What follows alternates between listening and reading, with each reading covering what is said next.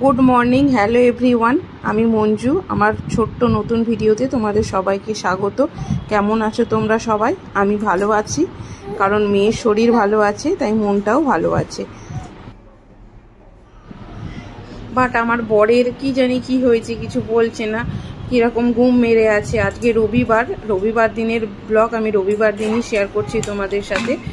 तो शनिवार दिन सन्ध्येबेला कि हयेछिलो बोलेछिलो अनेक दिन घुगनी खाइनी तो घुगनी मुड़ी करबे। आमी बोलेछिलाम ठीक आछे एने दिओ, मटर शेष हये गेछिलो ताई मटर এনেছিল। तो घुगनी मटर आलू टमेटो और काँचा लंका एकसाथे प्रेसार कुकारे 3টে সিটি দিয়ে নিয়েছিলাম। আর দেখো হাতে ছাঁকা লেগে গেছিলো, মানে প্রেসার কুকারের গায়ে হাত ঠেকে গেছে আর সাথে সাথে ছালটা একটুখানি উঠে গেছে।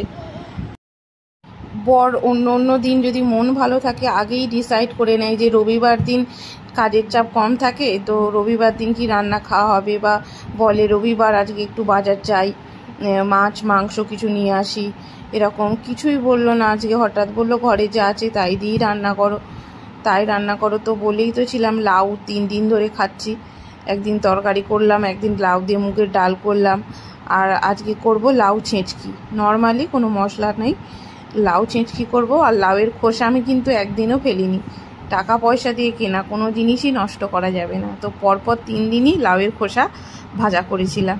তো ওই লাউয়ের খোসাটা আগে ভাপিয়ে নিতে হয় একটু হলুদ দিয়ে, তাই ভাপিয়ে নিচ্ছি। আর এপাশে ঘুগনির জন্য একটু আলাদাভাবে আজকে মশলা দিয়েছিলাম। পেঁয়াজ ভাজার পর আগে হলুদ জিরে লঙ্কার গুঁড়ো চানা মশলা দিয়ে দিয়েছি, তারপরে আবার আদা রসুনের পেস্ট দিয়েছি, সাথে টমেটোও দিয়েছিলাম। টমেটোটা প্রেসার কুকারের মধ্যে দিলে কি হয় গলে যায়, তাতে গ্রেভিটা ভালো হয়, পেস্টটা ভালো হয়, তাহলে আমাকে আর বাটার ঝামেলাটা করতে হয় না। আর আমি একটা ভিডিওতে দেখেছিলাম, দেখে মানে ভালো লেগেছিল, তো সেই জন্য ওরকমভাবেই করি, ভালো লাগে খেতে। ঘুগনি দিয়ে মুড়ি, ঘুগনি দিয়ে লুচি পরোটা ভালো লাগে, যেহেতু আগের দিন পরোটা করেছি তো সেই জন্য আর কিছু করলাম না। তো সব রকম মশলা দিয়ে কষিয়ে নিচ্ছি ভালো করে।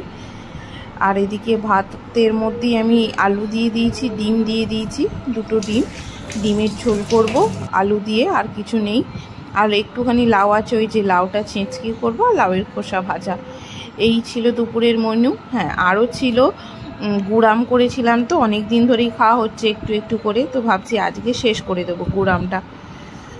তো কথা বলতে বলতে দেখো ঘুগনি কমপ্লিট হয়ে গেছে। তো ঘুগনি আমার বর চামচে দিয়ে খেতে ভালোবাসে, আমি অল্প একটু পেঁয়াজ কুচিও দিয়ে দিয়েছিলাম উপরে, খেতে ভালো লাগে। শশা দিলেও ভালো লাগে, বাট শশা ছিল না, কিন্তু আমার ওরকম দিয়ে পোষায় না। আমার বর ওই 1 চামচ ঘুগনি 1 চামচ মুড়ি, আমার ওরকম পোষায় না। সত্যি কথা বলতে আমি একদম মাখিয়ে খেতে ভালোবাসি, একদম হাতে করে চটকে মাখিয়ে খাবো, সেটা খেতেই পছন্দ করি।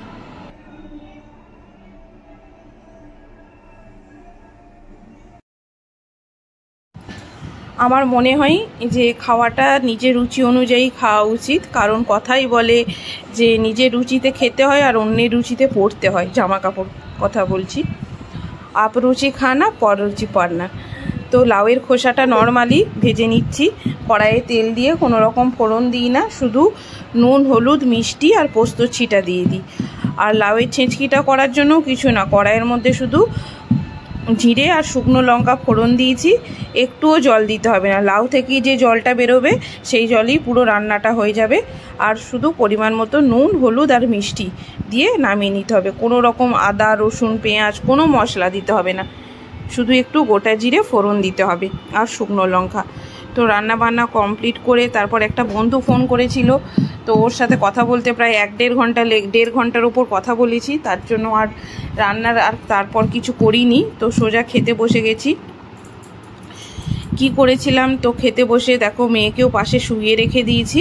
তারপর বর যেহেতু ছিল আজকে খাবার নিয়ে যায়নি, তাই দুজনাই আজকে একসাথেই খেতে বসেছি। সমস্ত কিছু খাবার নিয়ে ওকেও খেতে দিয়ে দিয়েছি, আমি নিজেও খেয়ে নিচ্ছি।